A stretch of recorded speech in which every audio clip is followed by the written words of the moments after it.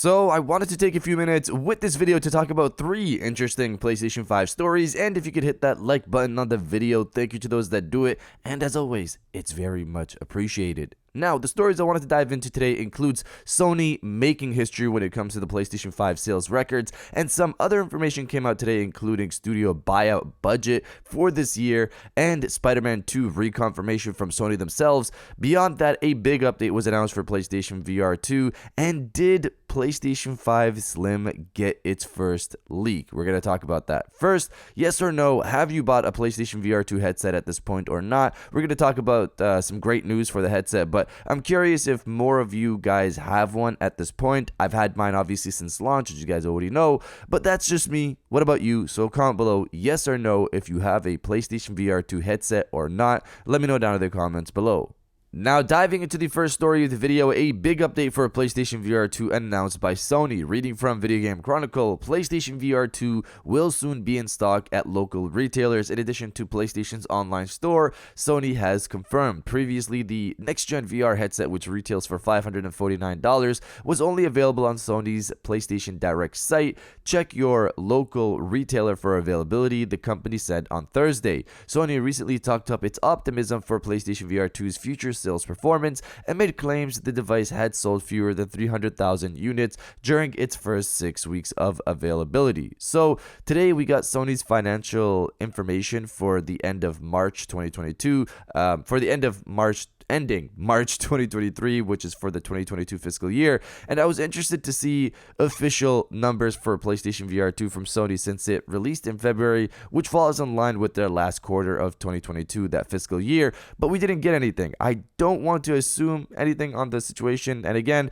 PlayStation VR2 launched right after the holiday season, and a lot of places were restricted to buying from PlayStation Direct, so 300,000 in a month is a solid number. Regardless, we should hopefully get information at their next financial call, with PlayStation VR2 having been out for about 4 months by then, and now that people can buy it from any retailer, that should help things out.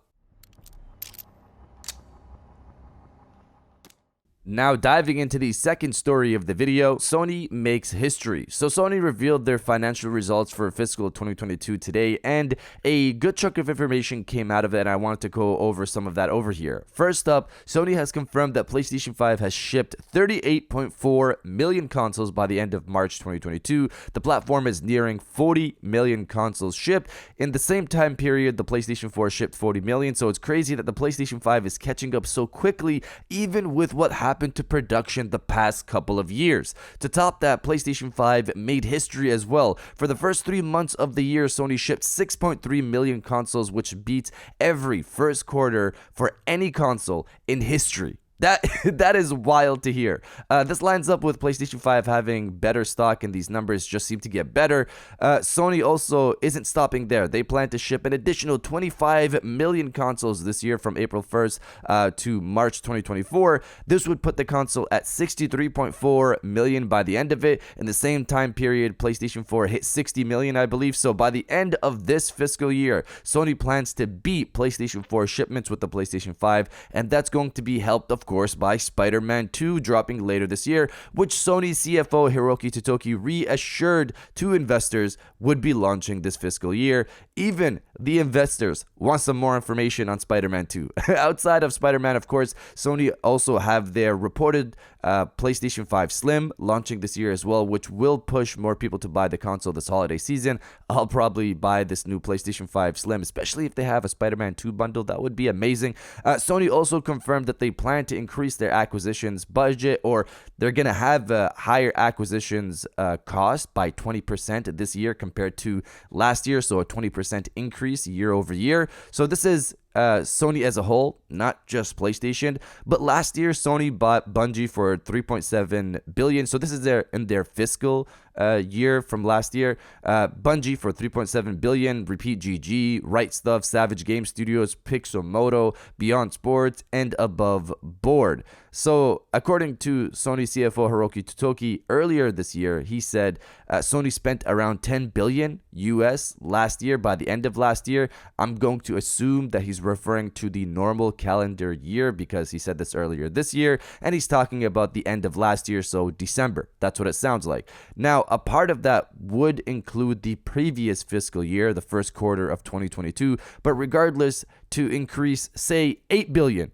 by 20% brings it back to 9.6 billion. These are just guessing numbers on my end, but it seems to be in this region, the cost for this year in terms of acquisitions. This is interesting to hear since Sony revealed they have around 5 billion left for acquisitions this year from that original strategic investments budget from 2021.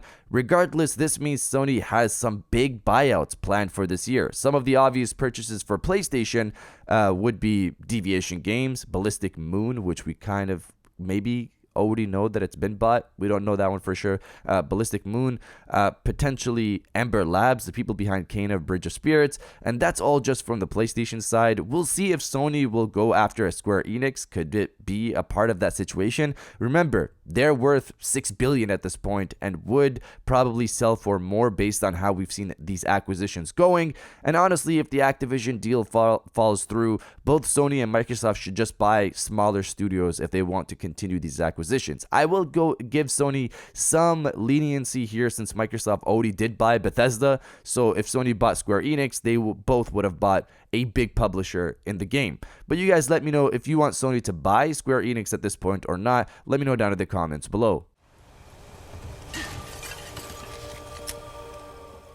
And now diving into the final story of the video, did the PlayStation 5 Slim get its first leak? So this was a story I saw earlier this week, but I didn't cover it because I thought there was nothing to cover here, but seemingly it's been making the rounds across various websites, so let's get into it. Reading from Push Square, Sony Interactive Entertainment has filed a new patent for a detachable optical disc drive, which, while not confirmed by any means, adds extra credence to the PlayStation 5 redesigned rumors floating around late last year. The patent is described as an optical disc drive that can be mounted in electronic equipment such as a game machine, personal computer, or audio visual equipment. While the PlayStation 5 itself is not specifically mentioned, this does seem to line up with Insider Gaming's report on the subject, and Segment Next posits that diagrams of the device are shaped similarly to the disc drive portion of existing PlayStation 5 models. Then again, we'd imagine most disc drives to be disc shaped, wouldn't you?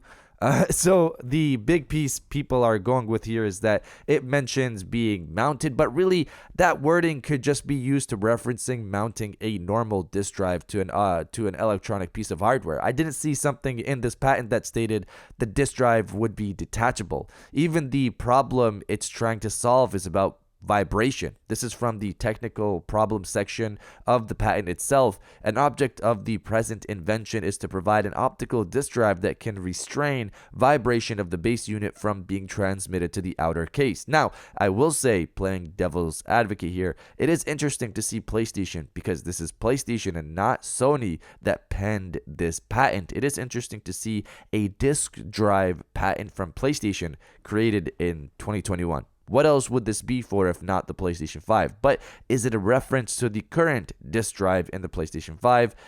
I'm not really sure. Regardless, there's still that report from credible source Tom Henderson that a new PlayStation 5 with a detachable disk drive is coming later this year, potentially in September. So let's see what we get as the months pass. But you guys let me know if you're going to be buying this new PlayStation 5 or not. Let me know down in the comments below. And if you guys did enjoy this video, please hit that like button, as it always helps. To subscribe if you're new. I got new videos every Monday, Wednesday, and Friday. And now I'll check you guys out on the next one.